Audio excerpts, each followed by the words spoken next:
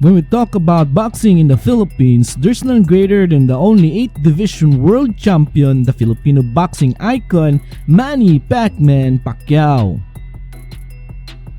He's not just amazing inside the ring, but also a true gentleman of the sport. He smiles on his way to the ring, he carries himself with dignity and humility, he doesn't engage in trash talking and slandering his opponents. It has now become cliche to say that Manny Pacquiao does his talking with his fists. Because of this great example, many upcoming Pinoy boxers follow Manny's footprints for success and conduct themselves very well inside and outside the ring. But still, personalities differ and controversies arise from the savage and complicated world of boxing. In this video, we will know who's the controversial boxer in the Philippines. But before that, don't forget to subscribe and click the notification bell button below so that you'll be notified whenever we upload a new video. Thanks for your support. When it comes to controversies, the name Janriel Casimero will surely ring a bell for the Filipino fans. Filipinos use the moniker Cuatro Alas or Four Aces to one of the most accomplished boxer in the Philippines, Janriel Casimero. He is already a 3-weight world champion in the course of his almost 13 years career in pro boxing, with 29 wins, 20 wins by knockout, and 4 losses in 33 fights. He is known to be a road warrior who already fought in 9 different countries and a very devastating power puncher. His first world championship title did not just put him in the map for good reasons, but also for the wrong reasons. When a riot sparked in Argentina after his fight against Luis Alberto Lazarte, it was not his fault though. Lazarte complained a lot, purposely delivered low blows, rabbit punches, and even beat Casimero at least 2 times in that fight. After Lazarte felt Casimero's power in the early rounds, he resorted to his dirty tactics.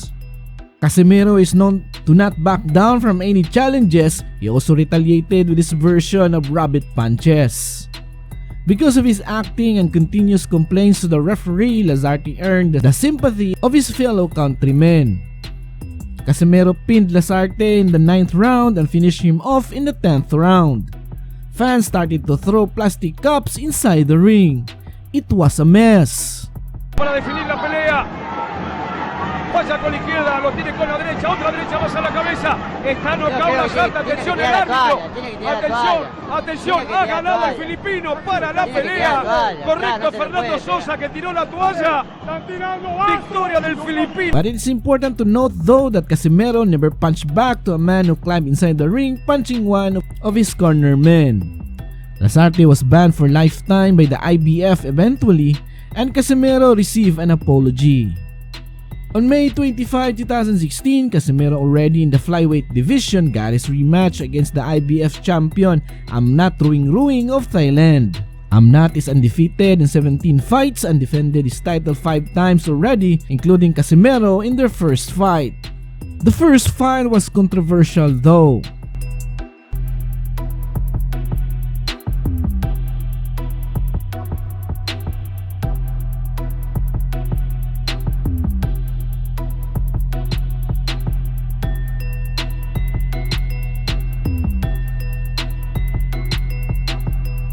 Casimero hit Ruing with a counter left hook, caused his glove to touch the canvas, but referee Larry Doggett ruled it asleep. The entire fight is more of a wrestling or Muay Thai fight, over a dozen of dirty clinching and throwdowns by Ruing, and finally the judges gave the Thai a hometown win.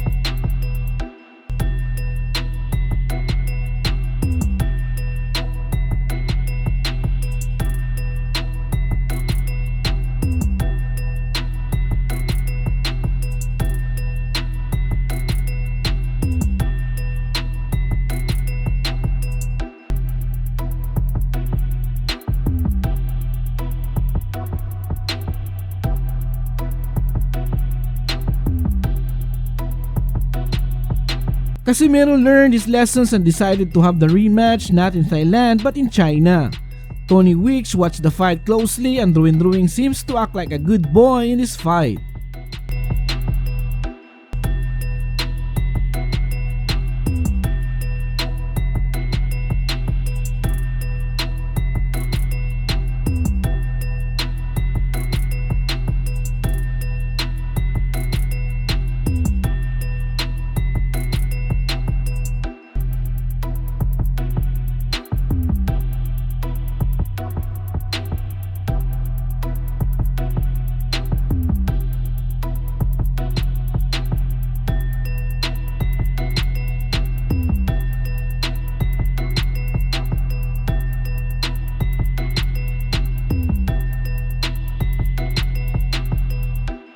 Casimero showed him how it's done in round 4 and earned his sweet revenge by a rib-breaking body shot.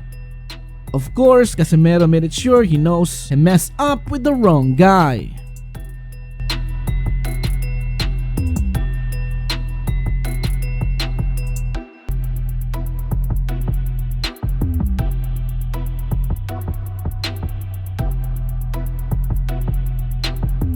In his last fight, he faced the WBO bantamweight champion Zolani Tete. It seems that the South African considered Casimero lightly by talking instead of his future plan to fight the IBF and WBA sensation of Japan, Naoya Inoue. Casimero floored him with the 2 big rights in the temple and made it sure he will remember Casimero all the days of his life. He's got him with a body shot, was it? No, from the chin it was, with a short right hook to the chin. And he's in trouble. It's all over the place. He's in real trouble. Tete's in a lot of trouble. And the referee wants to look at him. He's allowing it to continue. But can Casimero take him out here? It happened so quickly. And he's still unsteady. He's got to buy some time here and make Casimero miss. Casimero needs to pick his punches. And he can't find a clean shot. And he falls down. Okay. Casimero wants to finish it right here, right now, and finish it he has.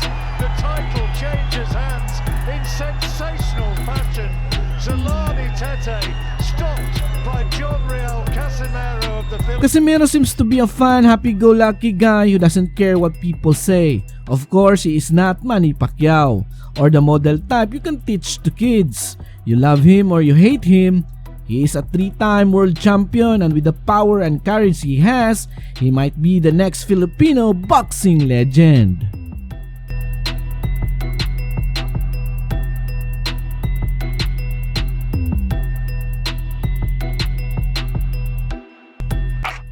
Oscar Bevis for RFL TV in association with MTK Global. I'm here in Birmingham with the new WBO champion of the world, John Casimero. We saw you come over to the UK for Charlie Edwards, but you've won in the UK again. How happy are you? I'm happy to welcome here in London. Then I'd like to thank to all support to Birmingham and Charlie Edwards, my friend. Thank you so much to support me and the best and all the fans. He's happy to be here again, and the rest they can understand. What sort of fight were you expecting from Zolani before the bell? What were you expecting to happen? Laban na gagawin ni Zolani? How would you expect it to play out?